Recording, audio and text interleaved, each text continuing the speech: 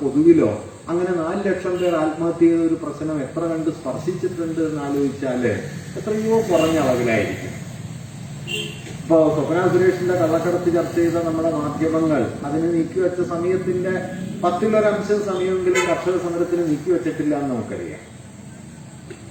നമ്മുടെ സാമൂഹിക ബോധം എന്ന് പറയുന്നത് മിക്കവാറും ഇത്തരത്തിലുള്ള അർത്ഥശൂന്യമായ വിവാദങ്ങളിലും അല്ലെങ്കിൽ തർക്കങ്ങളിലും കൊണ്ടുചെന്ന് കെട്ടുന്നതിലും ഒരർത്ഥത്തിൽ നാം ആർജിക്കേണ്ട സാമൂഹിക ബോധത്തെ മുഴുവൻ കൃത്രിമമായ ഒന്നാക്കി മാറ്റുന്നതിലും വലിയ തോതിൽ മൂലധന ശക്തികൾ വിജയം നേടിയ ഒരു കാലത്താണ് നമ്മൾ ജീവിക്കുന്നത്. ആ വിജയത്തിന്റെ കൂടി തെളിവാണ് വാസ്തവത്തിൽ നമ്മുടെ സാമൂഹ്യ അന്തരീക്ഷത്തിൽ നിന്ന് പിൻവാങ്ങിക്കൊണ്ടിരിക്കുന്ന ശാസ്ത്രീയതാ സങ്കല്പം. ഞാൻ ഒറ്റ കാര്യമേ ഇവിടെ പറയാൻ മുതിരുന്നുള്ളൂ. ദീർഘമായൊരു പ്രഭാഷണത്തിന് വാസ്തവത്തിൽ എനിക്ക് കുറച്ചൊരു സമയക്കുറവുണ്ട്. 8 മണി കഴിയുമ്പോൾ മറ്റൊരു മീറ്റിങ്ങില് യൂണിവേഴ്സിറ്റിയിലെ കുട്ടികളുടെ തന്നെ ഒരു മീറ്റിംഗ് ആണ്, ഓൺലൈനിൽ പങ്കുചേരേണ്ടതുണ്ട്. അപ്പൊ അതുകൊണ്ട് ഒരു കുറച്ച് സമയം കൊണ്ട് ഞാൻ ചില കാര്യങ്ങൾ പറഞ്ഞിട്ട് ഇത് അവസാനിപ്പിക്കാമെന്നാണ് കരുതുന്നത്. മാത്രമല്ല അപ്പോഴത്തേക്കും 8 മണി ആകാറാകും. നമ്മുടെ സമൂഹത്തിലെ ശാസ്ത്രബോധം ഇപ്പൊ ശാസ്ത്ര സംസ്കാര ജാഥയാണ്, അതിന്റെ പ്രവർത്തനമാണ് നമ്മൾ നടത്തുന്നത്. ഈ ശാസ്ത്രബോധം എന്ന് പറയുന്നത് വാസ്തവത്തിൽ ഒരു സമൂഹത്തിൽ പടർന്നു പിടിക്കുന്നത്, വേര് പിടിക്കുന്നത് ഒറ്റയ്ക്കല്ല. അത് ഒരു സാമൂഹിക പ്രക്രിയയുടെ ഭാഗമായിട്ട് കൂടിയാണ് അത് വേര് പിടിക്കുന്നത്. ഇപ്പോ ഭരണഘടനയെ മുൻനിർത്തി തന്നെ ചില കാര്യങ്ങൾ പറയാം. ഭരണഘടന സയന്റിഫിക് ടെമ്പറിനെ കുറിച്ച് പറയുന്ന ഒരു പ്രമാണരേഖയാണ്. ശാസ്ത്രീയ അവബോധം സമൂഹത്തിൽ ശക്തിപ്പെടുത്താനുള്ള ഉത്തരവാദിത്വം നമ്മുടെ ഗവൺമെന്റിനുണ്ട് എന്ന് ഭരണഘടന പറയുന്നുണ്ട്. ഇപ്പോ കാമധേനു പരീക്ഷ പ്രഖ്യാപിക്കുന്ന UGC ആണ് ഇന്ത്യയിൽ ഉള്ളത്. നമ്മുടെ ഇന്ത്യൻ സയൻസ് കോൺഗ്രസിൽ തന്നെ ഗണപതിയുടെ തല പ്ലാസ്റ്റിക് സർജറി ആണെന്ന് പ്രധാനമന്ത്രി പറയുന്നു. അല്ലെങ്കിൽ വേദങ്ങളിലൊക്കെ നമ്മുടെ ആറ്റം ബോംബിനെ കുറിച്ചോ മിസൈലുകളെ കുറിച്ചോ ഒക്കെ സൂചനയുണ്ടെന്ന് പ്രബന്ധങ്ങൾ അവതരിപ്പിക്കപ്പെടുന്നു. ഇതെല്ലാം പൊതുവെ പറഞ്ഞു കഴിഞ്ഞാൽ നമ്മുടെ വിജ്ഞാനത്തിന്റെ മേഖലയിലേക്ക് ട്രാൻസ്ലേറ്റ് ചെയ്യപ്പെടുകയും ചെയ്യുന്നു. അസംബന്ധങ്ങളുടെ ഒരു ഘോഷയാത്ര അറിവെന്ന രൂപത്തിൽ നമ്മുടെ വിജ്ഞാന മേഖലയിലേക്ക് വൻതോതിൽ കടന്നു വരുന്നതാണ് നമ്മൾ കാണുന്നത്. ഇത് വളരെ പ്രധാനപ്പെട്ട ഒരു പ്രശ്നമാണ്.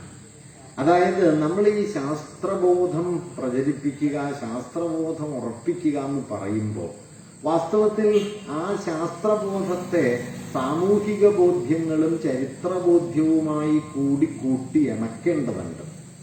അങ്ങനെ കൂട്ടിയിണക്കി ഒരു ജനതയുടെ സാമൂഹ്യ ചരിത്രബോധവുമായി ബന്ധിപ്പിച്ച് ശാസ്ത്രാവബോധത്തെ വികസിപ്പിക്കുക എന്നത് വളരെ പ്രധാനപ്പെട്ട കാര്യമാണെന്നാണ് ഞാൻ കരുതുന്നത്. ഇപ്പോ പരിഷത്ത് തന്നെ പ്രസിദ്ധീകരിച്ച വളരെ പ്രധാനപ്പെട്ട ഒരു ഗ്രന്ഥം JD ബെർണലിന്റെ വളരെ പഴയ ഗ്രന്ഥമാണ്.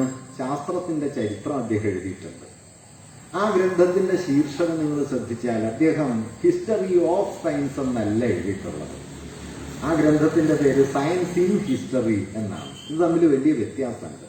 ശാസ്ത്രത്തിന്റെ ചരിത്രം എന്ന് പറയുന്നതും ശാസ്ത്രം ചരിത്രത്തിൽ എന്ന് പറയുന്നതും രണ്ട് കാര്യമാണ്.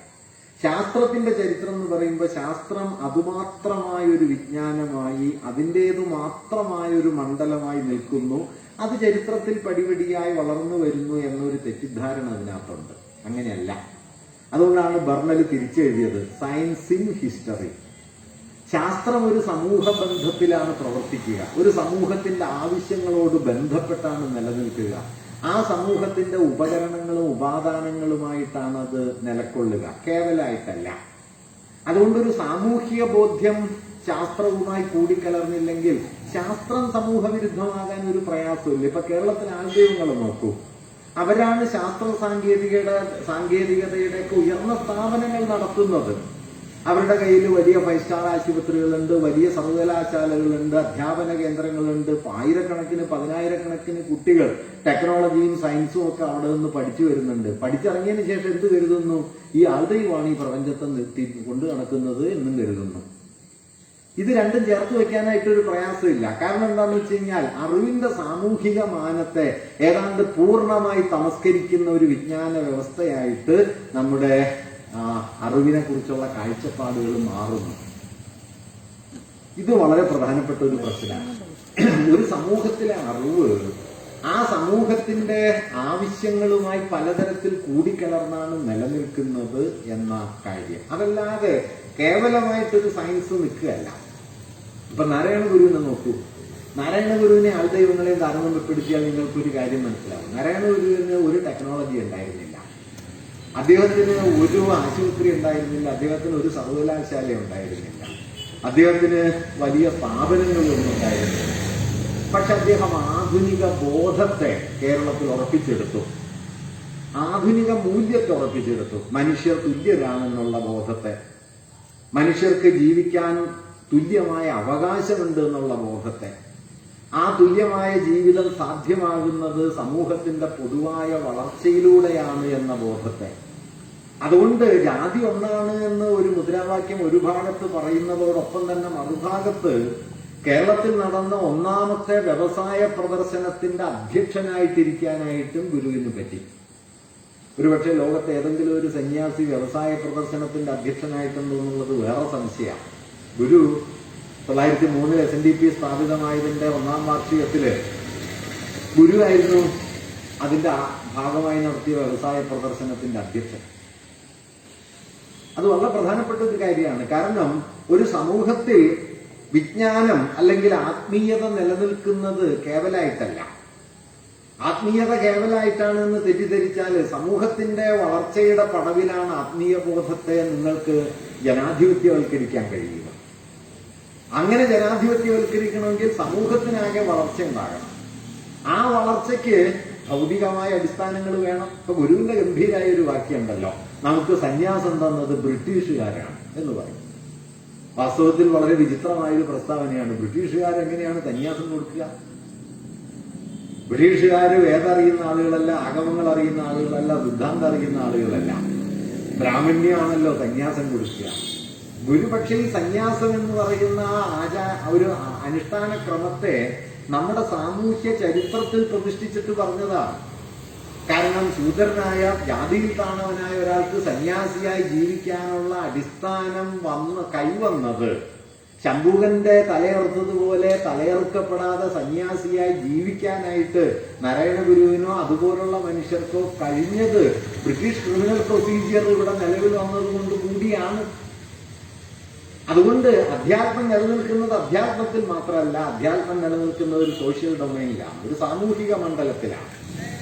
എന്നതുപോലെ ശാസ്ത്രവിജ്ഞാനം നിലനിൽക്കുന്നത് ശാസ്ത്രത്തിന്റെ കേവല തത്വത്തിലോ ശാസ്ത്രത്തിന്റെ സാങ്കേതിക ആവിഷ്കാരങ്ങളിലോ മാത്രമല്ല. നമ്മുടെ സമൂഹത്തിലുള്ള അടിസ്ഥാനപരമായ തകരാറ് എന്താന്ന് വെച്ചാൽ ശാസ്ത്രം എന്ന് പറയുന്നതിനെ അതിന്റെ തത്വങ്ങളായിട്ടോ അതിന്റെ പ്രായോഗികമായ പ്രവർത്തനങ്ങളായിട്ടോ അഥവാ സാങ്കേതികതയായിട്ടോ ആണ് നമ്മുടെ സമൂഹം മനസ്സിലാക്കുന്നത്. അതല്ലാതെ ശാസ്ത്രത്തെ ഒരു സാമൂഹിക ധാരണയായി ഒരു ചരിത്രബന്ധമായി മനസ്സിലാക്കാനോ ഉപയോഗപ്പെടുത്താനോ പൊതുവിൽ നമ്മുടെ സമൂഹത്തിന് കഴിഞ്ഞില്ല. ഭരണഘടന മുമ്പോട്ട് വയ്ക്കുന്ന സയന്റിഫിക് ടെമ്പർ എന്ന് പറയുന്നത് സയൻസിലെ ഏതെങ്കിലും തത്വങ്ങൾ നാട്ടുകാരെ മുഴുവൻ പഠിച്ചു വയ്ക്കുക എന്നുള്ള അർത്ഥത്തിലല്ല, അല്ലെങ്കിൽ സാങ്കേതിക വിദ്യയുടെ വളർച്ചയെ എല്ലാ ആളുകളിലേക്കും ഒരേ അളവിൽ എത്തിക്കുക എന്നതല്ല.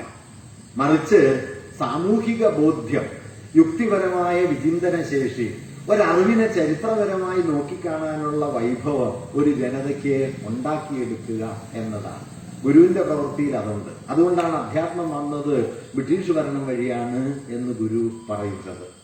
ഇന്ന് അധ്യാത്മത്തെ അതിന്റെ നേരെ വിപരീത ദശയിൽ കൊണ്ടുപോയി ആചാരമാക്കി ഉറപ്പിക്കാൻ നിരന്തരം പരിശ്രമം നടക്കുകയും ഭരണഘടനാ അസംബ്ലി പാസാക്കിയ, ഭരണഘടനാ അസംബ്ലിയിൽ മഹാഭൂരിപക്ഷം ഉണ്ടായിരുന്ന ഒരു പ്രസ്ഥാനത്തിന്റെ തെരഞ്ഞെടുപ്പ് മാനിഫെസ്റ്റോയില് ആചാര സംരക്ഷണം ഒരു പ്രധാന വിഷയമായി തീരുകയും ആചാരം ലംഘിച്ചാൽ അവരെ 2 കൊല്ലം തടവിലടക്കി തൂക്കിലേറ്റു എന്നൊക്കെ വാഗ്ദാനം ചെയ്യാൻ കഴിയുന്ന നിലയിലേക്ക് നമ്മുടെ സമൂഹം പരിണമിച്ചത് നമുക്ക് കാണാൻ പറ്റും.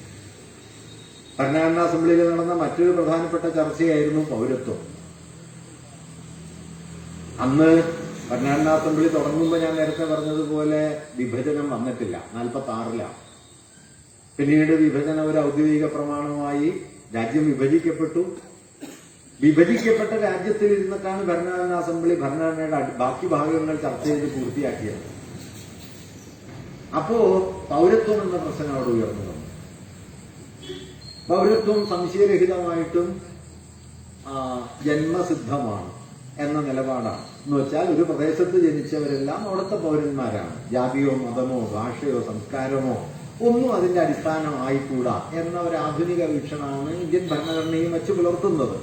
ലോകത്തിന്റെ മിക്കവാറും എല്ലാ ഭരണഘടനകളും വച്ചു പുലർത്തുന്നത് ആ വീക്ഷണം തന്നെയാണ്. ആ കാഴ്ചപ്പാട് സ്വീകരിച്ചു.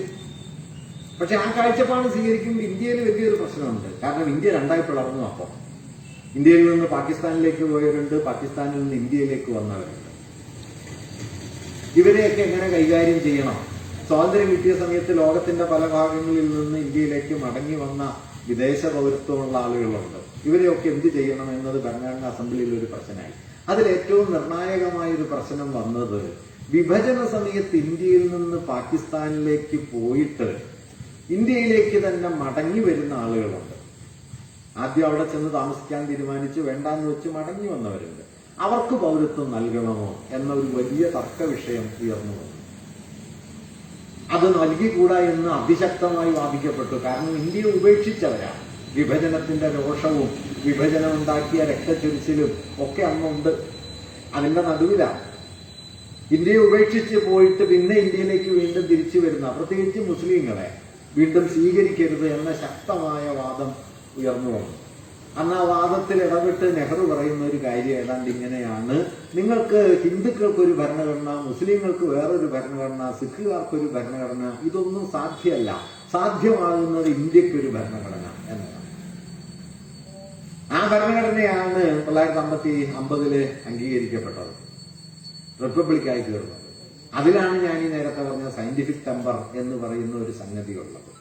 ഇന്ന് ഭരണഘടനയ്ക്ക് തന്നെ എന്ത് സംഭവിച്ചു? ഈ സയന്റിഫിക് ടെമ്പറിന് മുൻനിർത്തി പറയാം. ഭരണഘടന എന്ന് പറയുന്നത് കുറെ നിയമങ്ങളുടെയും ചട്ടങ്ങളുടെയും വകുപ്പുകളുടെയും ഒക്കെ ഒരു സംയോജിത സ്ഥാനമാണ് എന്ന വീക്ഷണം വരികയും അതല്ലാതെ അതൊരു ലിവിങ് ഡോക്യുമെന്റ് ആണ്, അതൊരു ജീവിക്കുന്ന പ്രമാണമാണ്. അതിന്റെ ജീവിതത്തിന് പുറകിൽ ആധുനിക ഇന്ത്യയെക്കുറിച്ചുള്ള വലിയ ആശയങ്ങൾ, അതിനെ രൂപപ്പെടുത്തിയ സംവാദങ്ങൾ, അതിന്റെ ചരിത്രമൊക്കെ അതിൽ ഉള്ളടങ്ങിയിട്ടുണ്ട് എന്ന ഒരു കാഴ്ചപ്പാട് ഭരണഘടനയെക്കുറിച്ചുള്ള ബോധ്യങ്ങളിൽ നിന്ന് ഏതാണ്ട് പിൻവാങ്ങി.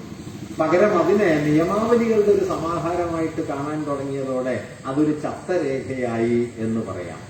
ഇങ്ങനെ ചത്തുപോകുന്ന രേഖകളായി, പ്രമാണങ്ങളായി ഭരണഘടന മാറുന്നത് പോലെ തന്നെയാണ് ശാസ്ത്രബോധം എന്ന് പറയുന്നത്. ശാസ്ത്രത്തെക്കുറിച്ചുള്ള കേവല ധാരണകളോ അതിന്റെ സാങ്കേതികമായ ഉപയോഗം, അതുവഴി ഉണ്ടാകുന്ന സാങ്കേതിക ആവിഷ്കാരങ്ങളല്ല, മറിച്ച് ആ ശാസ്ത്രം എന്ന് പറയുന്നത് ഒരു സമൂഹം അറിവാർജിക്കുന്ന രീതിയെ, അത് വികസിപ്പിച്ചെടുത്ത അറിവിനെ, ആ അറിവ് നിലവിൽ വരുന്നതിന്റെ പിന്നിലെ സാമൂഹികമോ ചരിത്രപരമോ ഒക്കെയായ ഘടകങ്ങളെ തിരിച്ചറിയാനുള്ള ഒരു സമൂഹത്തിന്റെ ശേഷിയെയാണ് ശാസ്ത്രബോധം എന്ന് പറയുന്നത്. ഞാനൊരു 2 ഉദാഹരണങ്ങൾ പറയാം. ഇപ്പോ വേദത്തില് മിസൈൽ ഉണ്ടായിരുന്നു, റോക്കറ്റ് ഉണ്ടായിരുന്നു എന്ന് പറയും. അതാണല്ലോ ഇപ്പോഴത്തെ ഏറ്റവും പ്രധാനപ്പെട്ട ശാസ്ത്രം. വേദങ്ങളിൽ മിസൈൽ ഉണ്ടായിരുന്നു എന്നൊക്കെ പറയുന്ന സമയത്ത് ഇങ്ങനെ പറയുന്നവരും ഇത് കേൾക്കുന്നവർക്കും അടക്കം ഒരുപക്ഷെ ഓർമ്മിക്കാൻ കഴിയാത്തൊരു പ്രാഥമിക വസ്തുത, അക്കാലത്ത് ഏത് ലോഹമുണ്ട്? ഇരുമ്പ് കണ്ടുപിടിക്കപ്പെട്ടിട്ടുണ്ടോ? ഇനി ഇരുമ്പുണ്ടെങ്കിലും റോക്കറ്റ് ഉണ്ടാക്കാൻ പറ്റില്ല. കാരണം അത്രയും കനമുള്ള ലോഹങ്ങളൊന്നും റോക്കറ്റ് നിർമ്മാണത്തിന് ഉപയോഗിക്കാൻ പറ്റില്ല. ഭാരം കുറഞ്ഞ ലോഹങ്ങൾ ഉണ്ടായോ? അന്തരീക്ഷവായുവിന്റെ ഘർഷണത്തെ ഭേദിക്കാൻ ശേഷിയുള്ള ലോഹം കണ്ടുപിടിക്കപ്പെട്ടോ? ഭൂഗുരുത്വത്തെ ഭേദിക്കാൻ ശേഷിയുള്ള ഊർജം എവിടെ നിന്നാണ് ഉൽപ്പാദിപ്പിക്കപ്പെട്ടത്? ഇത് ഏത് ഘട്ടത്തിലാണ് നിലവിൽ വന്നത്? ലോഹവിദ്യ കണ്ടെത്തുന്നതിന് മുമ്പ് മനുഷ്യർ കാലിമേച്ച് നടന്നിരുന്ന കാലത്താണ് റോക്കറ്റ് ഉണ്ടായി എന്ന് ശാസ്ത്ര കോൺഗ്രസിൽ പ്രബന്ധം അവതരിപ്പിക്കാൻ കഴിയുന്നത്. ഇതെന്തുകൊണ്ട് സ്വീകരിക്കപ്പെടുന്നു എന്ന് ചോദിച്ചാൽ, നമ്മുടെ ശാസ്ത്രബോധം സാങ്കേതികമായ ജഡജ്ഞാനമാണ്. നമ്മുടെ ശാസ്ത്രബോധം സാമൂഹികമായ ചരിത്രബോധം അല്ല. സയൻസ് ഇൻ ഹിസ്റ്ററി അല്ല, ഹിസ്റ്ററി ഓഫ് സയൻസ് ആണ്. ഇത് തിരുത്താതെ വാസ്തവത്തിൽ ശാസ്ത്രത്തെ നമുക്ക് ജനകീയ അവബോധമാക്കാൻ കഴിയില്ല. ജനങ്ങളുടെ ജീവിത പ്രയോഗങ്ങളിൽ, ജനങ്ങളുടെ സാമൂഹിക ബന്ധങ്ങളിൽ പ്രവർത്തിച്ച് അർത്ഥമുണ്ടാക്കുന്നതാണ്, അനുഭവം ഉണ്ടാക്കുന്നതാണ് ശാസ്ത്രം. അതല്ലാതെ കേവലമായ തത്വങ്ങളായി പാഠപുസ്തകത്തിൽ പ്രവർത്തിച്ചുകൊണ്ടിരിക്കുന്ന, പാഠപുസ്തകത്തിൽ രേഖപ്പെടുത്തി വയ്ക്കപ്പെട്ടിട്ടുള്ള അറിവല്ല. അതുകൊണ്ട് ശാസ്ത്രത്തെ ജനകീയവൽക്കരിക്കുക എന്ന് പറയുന്നത് ഒരർത്ഥത്തിൽ ശാസ്ത്രത്തെ ചരിത്രത്തിൽ പ്രതിഷ്ഠിക്കുക, അതിന്റെ സാമൂഹ്യ ഫലങ്ങൾ എന്തായിരുന്നു എന്ന് ജനങ്ങളെ മനസ്സിലാക്കുക, അതിനുവേണ്ടിയുള്ള ബോധ്യങ്ങൾ ഉണ്ടാക്കുക. ഇപ്പൊ ഫ്രാൻസിസ് ബേക്കൺ എന്ന് പറയുന്ന ആധുനിക ശാസ്ത്രത്തിന്റെ ആദ്യത്തെ പ്രധാനപ്പെട്ട ചിന്തകന്മാരിൽ ഒരാൾ സാന്ദർഭികമായി പറയുന്ന ഒരു കാര്യമുണ്ട്. മോഡേൺ സയൻസിലെ ഏറ്റവും പ്രധാനപ്പെട്ട 3 കണ്ടുപിടുത്തങ്ങളായിട്ട് അദ്ദേഹം പറയുന്നത്, ഒന്ന് വടക്കുനോക്കി യന്ത്രം, മറ്റൊന്ന് ദൂരദർശിനി, പിന്നെ വെടിമരുന്ന് എന്നാണ്. അദ്ദേഹം കാഷ്വലായി പറയുന്ന ഒരു ഒബ്സർവേഷനാണ്. വെടിമരുന്നും വടക്കുനോക്കി യന്ത്രവും ദൂരദർശിനിയുമാണ് ആധുനികതയിലെ ആദ്യത്തെ പ്രധാനപ്പെട്ട കണ്ടുപിടുത്തങ്ങൾ എന്ന് പറയുന്നത്. നിങ്ങൾ ശ്രദ്ധിച്ചാലോചിച്ചാൽ കാണാൻ പറ്റും, ഈ 3 സംഗതികളും ചേർന്നിട്ടാണ് യൂറോപ്പ് ലോകം കോളനിയാക്കിയത്. വടക്കുനോക്കി യന്ത്രവും വെടിമരുന്നും ദൂരദർശിനിയും കൊണ്ടാണ് യൂറോപ്പിൽ നിന്ന് കപ്പലുകൾ പുറപ്പെട്ടത്. അങ്ങനെയാണ് ലോകം വെട്ടിപ്പിടിച്ചത്. ഞാനിത് ശാസ്ത്രം കൊളോണിയലാണെന്ന് പറയല്ല, മറിച്ച് ശാസ്ത്രത്തിന്റെ ഓരോ പ്രയോഗ സന്ദർഭങ്ങളിലും സാമൂഹിക ബലങ്ങൾ പ്രവർത്തിക്കുന്നുണ്ട്. അത് തിരിച്ചറിഞ്ഞാൽ മാത്രമാണ് ശാസ്ത്രം എന്ന് പറയുന്നത് വെറുതെ ഒരു അറിവല്ല. ശാസ്ത്രം എന്ന് പറയുന്നത് നമ്മുടെ ജീവിതത്തിൽ ഇടപെട്ടുകൊണ്ടിരിക്കുന്ന ഒരു കാര്യമാണ് എന്ന് മനസ്സിലാക്കാൻ പറ്റും. അല്ലെങ്കിൽ ടെക്സ്റ്റ് ബുക്കാണെന്ന് തോന്നും, അല്ലെങ്കിൽ ഇത് ടെക്സ്റ്റ് ബുക്കിലെ കാര്യമാണ്, ശാസ്ത്രജ്ഞന്മാരുടെ കാര്യമാണ് എന്ന് തോന്നും. അങ്ങനെയല്ല. നമ്മുടെ സമൂഹ ജീവി ഇപ്പൊ ഇന്ത്യയിലെ ആദ്യത്തെ സയന്റിഫിക് ഇൻസ്റ്റിറ്റ്യൂട്ട് ഏതായിരുന്നു? അത് ഇന്ത്യൻ ട്രിഗണോമെട്രിക് സർവേയാണ്. ഭൂമി അളന്ന് തിട്ടപ്പെടുത്തുകയാണ്. ഭൂമിയുടെ നീളവും വീതിയും ഒക്കെ അളന്ന് ഇന്ത്യൻ ഭൂഖണ്ഡത്തെ ആകെ അളന്ന് തിട്ടപ്പെടുത്തുന്ന ദ ഗ്രേറ്റ് ഇന്ത്യൻ സർവേ എന്നറിയപ്പെട്ട ട്രിഗണോമെട്രിക് സർവേ ആണ് ഇന്ത്യയിലെ ആദ്യത്തെ ശാസ്ത്ര സ്ഥാപനം. അത് നിഷ്കളങ്കായിട്ട് വന്നതല്ല. കൊളോണിയൽ ഭരണകൂടത്തിന് ഇന്ത്യയെ മുഴുവൻ അളന്ന് തിട്ടപ്പെടുത്തി ക്വാണ്ടിഫൈ ചെയ്ത് തങ്ങളുടെ ഉപകരണമാക്കി വിഭവസ്രോതസ്സാക്കി മാറ്റുക എന്നുള്ള വലിയൊരു കൊളോണിയൽ പ്രൊജക്ടിന്റെ ഭാഗമായിട്ടാണ് ഈ ട്രിഗണോമെട്രിക് സർവേ എന്നുള്ളത് ഇന്ത്യയിലെ ആദ്യത്തെ ശാസ്ത്ര സ്ഥാപനമായത്. അത് സർവേയുടെ തകരാറല്ല, പക്ഷെ സർവേ നടന്നത് കൊളോണിയലായ താല്പര്യങ്ങൾക്കുള്ളിലാണ്. ഇങ്ങനെ ഏത് ശാസ്ത്ര പ്രയോഗത്തിലും ഏറിയും കുറഞ്ഞും സാമൂഹിക താല്പര്യങ്ങൾ ഉണ്ടാവും, ശാസ്ത്ര സങ്കല്പങ്ങളിലുണ്ടാവും. അപ്പൊ അത് തിരിച്ചറിയുക എന്നുള്ളത് പ്രധാനപ്പെട്ട കാര്യമാണ്. ഇപ്പൊ ഡാർവിൻ പരിണാമ സിദ്ധാന്തം അവതരിപ്പിക്കുന്നത് 1859 അദ്ദേഹത്തിന്റെ ഒറിജിൻ ഓഫ് സ്പീഷീസ് വരുന്നു, ജീവിവർഗങ്ങളുടെ ഉത്ഭവം. വളരെ വൈകാതെ അദ്ദേഹത്തിന്റെ ഡിസെന്റ് ഓഫ് മാൻ, മനുഷ്യന്റെ രംഗപ്രവേശം വിശദീകരിക്കുന്ന ഗ്രന്ഥവും വരുന്നു. മാർക്സും എംഗൽസും ഒക്കെ കാലത്ത് ജീവിച്ചിരിക്കൊണ്ട് അവർ വളരെ ആവേശപൂർവം കണ്ട ഗ്രന്ഥങ്ങളിൽ ഒന്നാണ് ഒറിജിൻ ഓഫ് സ്പീഷീസ്. മാർക്സ് തന്റെ മൂലധനത്തിന്റെ ഒരു കോപ്പി തന്നെ സ്വന്തം കയ്യൊപ്പോടെ ഡാർവിന് അയച്ചു കൊടുക്കുകയൊക്കെ ചെയ്യുന്നുണ്ട്. ഡാർവിന് അത് നന്ദിപൂർവ്വം സ്വീകരിച്ച് മാർക്സിന് മറുപടി കത്തും എല്ലാം അയക്കുന്നുണ്ട്. ഇത് വായിച്ച് മനസ്സിലാക്കാനുള്ള അറിവ് എനിക്കുണ്ടായിരുന്നെങ്കിൽ എന്ന് ഞാൻ ആഗ്രഹിക്കുന്നു എന്നൊക്കെ ഡാർവിൻ മാർക്സിന് മറുപടി എഴുതുന്നുണ്ട്. ഡാർവിന്റെ ഈ പരിണാമ സിദ്ധാന്തം ചരിത്രത്തെക്കുറിച്ച് തങ്ങൾ അവതരിപ്പിച്ച ഒരു സാമൂഹ്യ രാഷ്ട്രീയ വീക്ഷണത്തെ ശാസ്ത്രീയമായി പിന്തുണയ്ക്കുന്ന, പ്രകൃതി ശാസ്ത്രത്തിന്റെ തലത്തിൽ പിന്തുണയ്ക്കുന്ന ഒരു തത്വമായിട്ടാണ് ഡാർവിന്റെ പരിണാമ സിദ്ധാന്തത്തെ എംഗൽസ് ഒക്കെ കാണുന്നത്. അങ്ങനെയൊക്കെ കാണുമ്പോഴും എംഗൽസ് പക്ഷെ ചൂണ്ടിക്കാണിച്ച വളരെ പ്രധാനപ്പെട്ട 1-2 ആശയങ്ങളുണ്ട്. പരിണാമ സിദ്ധാന്തത്തിന്റെ അടിസ്ഥാനം 2-3 തത്വങ്ങളാണ്, 4 തത്വങ്ങളാണ്. ഒന്ന്, ജീവിവർഗങ്ങൾ അമിതമായി പെറ്റുപെരുകുന്നു. അനുകൂല സാഹചര്യം വരുമ്പോൾ ജീവിവർഗങ്ങൾ അമിതമായി പെറ്റുപെരുകുന്നു, ഓവർ പ്രൊഡക്ഷൻ. അങ്ങനെ അമിതമായി ജീവിവർഗങ്ങൾ പെറ്റുപെരുകുമ്പോൾ അവർക്ക് നിലനിൽക്കാനായിട്ട് പറ്റാതെ വരും, വേണ്ടത്ര വിഭവങ്ങൾ ഇല്ലാതാവും. അങ്ങനെ വരുമ്പോൾ അവ നിലനിൽപ്പിനായുള്ള ഒരു സമരത്തിൽ, സംഘട്ടനത്തിൽ ഏർപ്പെടും. സ്ട്രഗിൾ ഫോർ എക്സിസ്റ്റൻസ്, നിലനിൽക്കാനുള്ള സമരം. ഈ നിലനിൽക്കാനുള്ള സമരത്തിൽ വിജയിക്കുക, ആ പ്രകൃതിയോട്, കാലാവസ്ഥയോട്, അന്തരീക്ഷത്തോട് ഏറ്റവും ഒത്തുപോകാൻ ചരിത്രത്തെ ഇല്ലാണ്ടാക്കും. എല്ലാ വിഷയത്തിൽ നിന്നും സാമൂഹ്യ ബോധത്തെ ഇല്ലാതാക്കും. എല്ലാ വിഷയത്തെയും ക്വിസ് കോമ്പറ്റീഷന്റെ അറിവ് പോലെയാക്കും. എല്ലാ വിഷയത്തെയും ഉപകരണമാക്കും. എല്ലാ അറിവിനെയും കേവലം സാങ്കേതികമാക്കും. പഠിച്ചവർ എന്ന് പറയുന്നത് ഏറ്റവും സാമൂഹ്യ വിരുദ്ധമായ ജീവിതബോധമുള്ളവരായി മാറും. അവരെ നമുക്ക് കേരളത്തിൽ കാണാം. കേരളത്തിലെ മധ്യവർഗം ഏതാണ്ട് ആ സ്വഭാവത്തിലാണ്. ഒരു ഭാഗത്ത് അവർക്ക് വലിയ വിദ്യാഭ്യാസമുണ്ട്, മറുഭാഗത്ത് അങ്ങേറ്റത്തെ ജാതിഭ്രാന്തുണ്ട്, വർഗീയതയുണ്ട്, എല്ലാ ആചാരങ്ങളും ഉണ്ട്. മന്ത്രവാദവും ആഭിചാരവും സമസ്തവുമുണ്ട്. കാരണം സാമൂഹികത അവരെ തൊട്ട് തീണ്ടുന്നില്ല, അവരാർജിച്ച അറിവിനെ തൊട്ട് തീണ്ടുന്നില്ല. ഇതാണ് വാസ്തവത്തിൽ അറിവിന്റെ മണ്ഡലത്തിൽ ഒരു സമൂഹം എന്ന നിലയ്ക്ക് നാം നേരിടുന്ന വലിയ പ്രതിസന്ധി. ഈ പ്രതിസന്ധിയെ എങ്ങനെ നമുക്ക് മറികടക്കാൻ കഴിയും എന്നത് വളരെ വലിയൊരു പ്രശ്നമാണ്. കാരണം ലോകം മുഴുവൻ ഏതാണ്ടൊരു വലതുപക്ഷ യുക്തിയിലേക്ക് പല നിലയിൽ നീങ്ങിക്കൊണ്ടിരിക്കുന്നു. അറിവ് മുഴുവൻ ഞാൻ ഈ പറഞ്ഞതുപോലെ സാങ്കേതികവും വിവരവുമായിത്തീരുന്നു. ഇൻഫർമേഷനാണ് അറിവ് എന്ന് വരുന്നു. പണ്ട് T.S. എലിയറ്റ് എന്ന് പറയുന്ന മഹാനായ ഒരു കവി അദ്ദേഹത്തിന്റെ ഒരു നാടകത്തില് എഴുതുന്ന ഒരു വരിയുണ്ട്. Where is our wisdom we have lost in knowledge, and where is our knowledge we have lost in informations. Where is our wisdom we have lost in knowledge. വിജ്ഞാനത്തിനിടയിൽ നഷ്ടപ്പെട്ടു പോകുന്ന വിവേകം എവിടെയാണ്? വിവരങ്ങൾക്കിടയിൽ നഷ്ടപ്പെട്ടു പോകുന്ന വിജ്ഞാനം എവിടെയാണ്? Where is our knowledge we have lost in informations. അങ്ങനെ വിവേകം താണു വിജ്ഞാനമാകും. വിജ്ഞാനം പിന്നെയും താണു വിവരങ്ങൾ മാത്രമാകും. ആ വിവരങ്ങളാകട്ടെ നമ്മെ ഒരു നിലയിലും സ്പർശിക്കാത്ത ഓർമ്മകൾ, ശേഖരങ്ങൾ ആയിത്തീരും. അതുകൊണ്ട് ഒരു ഭാഗത്ത് വിവരം വലിയ തോതിൽ ആർജിക്കാം, മറുഭാഗത്ത് ആ വിവരങ്ങളൊക്കെ രൂപപ്പെട്ടു വന്ന സമൂഹത്തെയും ചരിത്രത്തെയും അതിലെ ബന്ധങ്ങളെയും കുറിച്ചുള്ള സമ്പൂർണമായ അജ്ഞതയിൽ ജീവിക്കുകയും ചെയ്യാം. ഇങ്ങനെ അറിവെന്ന് പറയുന്നത് തന്നെ അതിനെതിരായി തീരുന്ന അതിവിചിത്രമായ ഒരു വൈരുദ്ധ്യത്തിന്റെ നടുവിലാണ് വാസ്തവത്തിൽ നമ്മുടെ ജീവിതമെന്ന് നടക്കുന്നത്. ഇത് നമ്മുടെ കുട്ടികളോട് പറയാൻ സംവിധാനങ്ങളില്ല. നമ്മുടെ ക്ലാസ് മുറികൾ, വിജ്ഞാന കേന്ദ്രങ്ങളൊക്കെ കൂടുതൽ സാങ്കേതികതയിലേക്ക് നീങ്ങുന്നു. ഞാൻ സാങ്കേതികതയ്ക്കെതിരെയല്ല. സാങ്കേതികത നിശ്ചയമായും ചരിത്രത്തിന്റെ ആവശ്യമാണ്, അതിനെ തള്ളാൻ പറ്റില്ല. പക്ഷേ സാങ്കേതികതയെ സമൂഹബന്ധമായി മനസ്സിലാക്കണം. സാങ്കേതികത ആകാശത്ത് നിന്ന് പൊട്ടി വീഴുന്നതല്ല, സാങ്കേതികത ഉണ്ടാക്കിയെടുക്കുന്നതാണ്. ആ ഉണ്ടാക്കിയെടുക്കുന്നതിന്റെ പിന്നിൽ സാമൂഹിക താല്പര്യങ്ങളുണ്ട്, അതിന്റെ പ്രവൃത്തിക്ക് സാമൂഹിക ഫലങ്ങളുണ്ട് എന്ന് സാങ്കേതികതയുടെ ഓരോ ഘട്ടത്തിലും ഒരു ജനതയ്ക്ക് ബോധ്യം വേണം.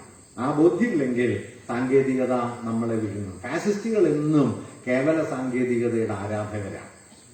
ജനാധിപത്യവാദികൾ സാങ്കേതികതയെ ജനാധിപത്യത്തിൽ, സമൂഹത്തിൽ പ്രവർത്തിപ്പിക്കാൻ ശ്രമിക്കുന്ന ആളുകളാണ്.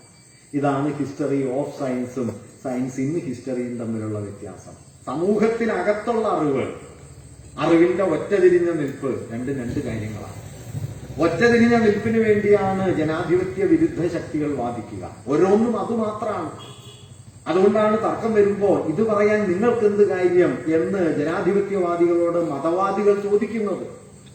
മതവാദികൾ ചോദിക്കുന്നല്ലോ, ദൈവത്തെക്കുറിച്ച് പറയാൻ നിങ്ങൾക്കെന്ത് അധികാരം? ആ ചോദ്യം കേരളത്തിൽ വിലപ്പോവും. അത് വിലപ്പോകുന്നതിന് കാരണം ദൈവം എന്നതൊരു സാമൂഹിക ധാരണയാണ്, അത് ചരിത്രത്തിൽ മാറിക്കൊണ്ടിരിക്കുന്നതാണ് എന്ന ബോധ്യം ദൈവഭാവനയ്ക്കുള്ളിലോ സമൂഹബോധത്തിലോ ഇല്ല. അതുകൊണ്ടാണ് വൃക്ഷത്തിൽ നിന്ന് ഈ ക്ഷേത്രത്തിലേക്കും, ക്ഷേത്രത്തിൽ നിന്ന് പ്രപഞ്ചപരമാത്മാവ് മുതലായ സങ്കല്പങ്ങളിലേക്കും ദൈവഭാവന പരിണമിച്ചത് എന്തുകൊണ്ട് എന്ന് വിശ്വാസിക്ക് അറിയാതെ പോകുന്നത്. ആ അറിവ് വിശ്വാസിക്ക് കൂടി ഉള്ളപ്പോഴാണ് വിശ്വാസത്തെ നമുക്ക് ചരിത്രപരമാക്കാൻ പറ്റുക. എന്തുകൊണ്ടാണ് കാവുകളൊക്കെ ക്ഷേത്രങ്ങളായി തീരുന്നത്? എന്തുകൊണ്ടാണ് കാവിലെ തദ്ദേശീയമായ ആരാധനകളെയൊക്കെ പതിയെ ബ്രാഹ്മണ്യത്തിന്റെ സവർണതയുടെ ആചാരം വിഴുങ്ങുന്നത്? അതിന്റെ പിന്നിലെ രാഷ്ട്രീയം എന്താണ് എന്നതാണ് ഒരർത്ഥത്തിൽ ആചാരത്തിന്റെ, ദൈവഭാവനയുടെ സാമൂഹിക തലം. തദ്ദേശീയമായി വികസിച്ചു വന്ന ഒരു കൂട്ടായ്മ ഉണ്ടാക്കിയെടുത്ത ആചാരങ്ങളെ അഖില ഭാരതീയമായ ബ്രാഹ്മണ്യം കൊണ്ട് വിഴുങ്ങാനുള്ള ശ്രമമാണ് കേരളത്തിലെ ഈ ക്ഷേത്രവൽക്കരണത്തിന്റെ വലിയ ഒരു അടിസ്ഥാനം. കഴിഞ്ഞ 3 പതിറ്റാണ്ട് കൊണ്ട് അത് അതിഭീമമായി വർദ്ധിച്ചു.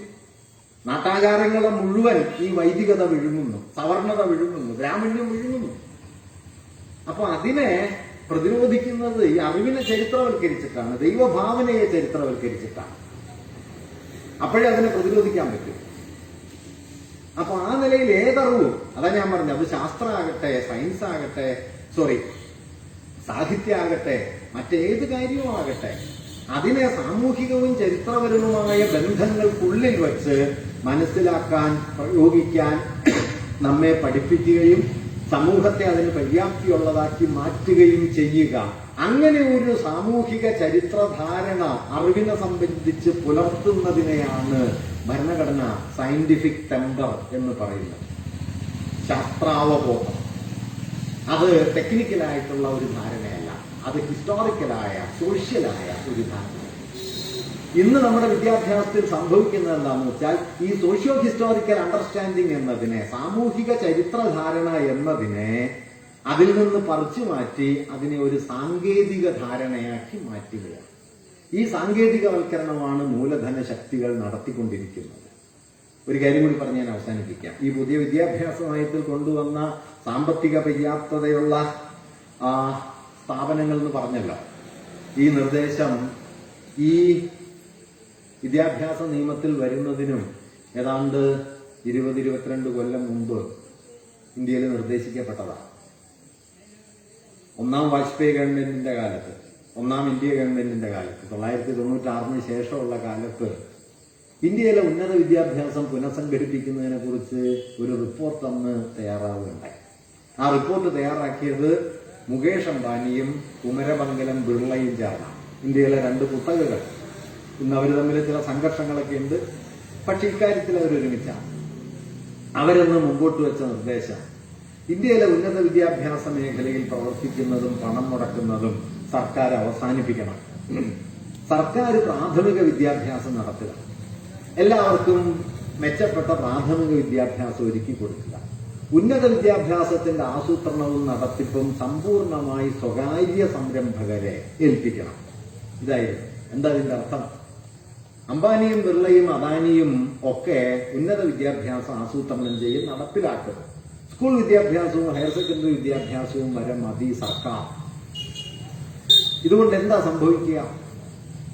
ഉന്നത വിദ്യാഭ്യാസം എന്ന് പറയുന്നത് മൂലധന കുത്തകകളുടെ പണിക്കാരെ ഉണ്ടാക്കുന്ന ഒരു മേഖലയായിട്ട് മാറണം എന്നതാണ് ഇതിന്റെ ലളിതമായ അർത്ഥം. അംബാനി ഒരു സ്ഥാപനം നടത്തുക. പണ്ട് ടാറ്റ ഇൻസ്റ്റിറ്റ്യൂട്ട് ഒക്കെ ഉണ്ടാക്കിയിട്ടുണ്ട്. ടാറ്റയുടെ TIFR-ന്റെ ടിസ് ഉണ്ട്, Tata institute of fundamental research, Tata institute of social science. ഇങ്ങനെ ദേശീയ പ്രസ്ഥാനത്തിന്റെ ഒരു സമ്മർദ്ദവും ശക്തിയും ഒക്കെ ഉള്ള കാലത്ത് ഇന്ത്യയിലെ വലിയ ധനക്കുത്തകയായിരുന്ന ടാറ്റ വിജ്ഞാന കേന്ദ്രങ്ങൾ തുടങ്ങി. അത് ഇന്ത്യയിൽ പല സ്ഥലത്തും ഇപ്പോഴും ഉണ്ട്. അത് വേറൊരു പെർസ്പെക്റ്റീവിലാണ്. അത് അവസാനിച്ചു. ടാറ്റ ഇൻസ്റ്റിറ്റ്യൂട്ട് ഓഫ് ഫണ്ടമെന്റൽ റിസർച്ചിലാണ് കൊസാംബിയെ പോലൊരാൾ ജോലി ചെയ്തിരുന്നത് എന്നത് വേണമെങ്കിൽ ഓർക്കാവുന്ന ഒരു കാര്യമാണ്. ടാറ്റ ഇൻസ്റ്റിറ്റ്യൂട്ടിലാണ്. പൂനെയിൽ നിന്ന് ബോംബെയിലേക്ക് തീവണ്ടിയിൽ പോകുന്ന സമയത്താണ് അദ്ദേഹം മിക്കവാറും തന്റെ പഠനങ്ങളൊക്കെ വായിക്കിയതും തയ്യാറാക്കിയതും എന്ന് അദ്ദേഹം തന്നെ പറയുന്നുണ്ട്. TIFR-ലെ ജോലി. ഇന്ന് അങ്ങനെയല്ല. ആ സോഷ്യൽ സയൻസിന്റെയും ഫണ്ടമെന്റൽ റിസർച്ചിന്റെയും കാലം കഴിഞ്ഞു. ഇന്ന് മൂലധന കുത്തകകൾ സ്ഥാപിക്കുന്ന സ്ഥാപനങ്ങളിലേക്ക് നോക്കിക്കഴിഞ്ഞാൽ അത് അവരുടെ ആവശ്യത്തിനുള്ള വിദഗ്ധരെ സൃഷ്ടിക്കലാണ്.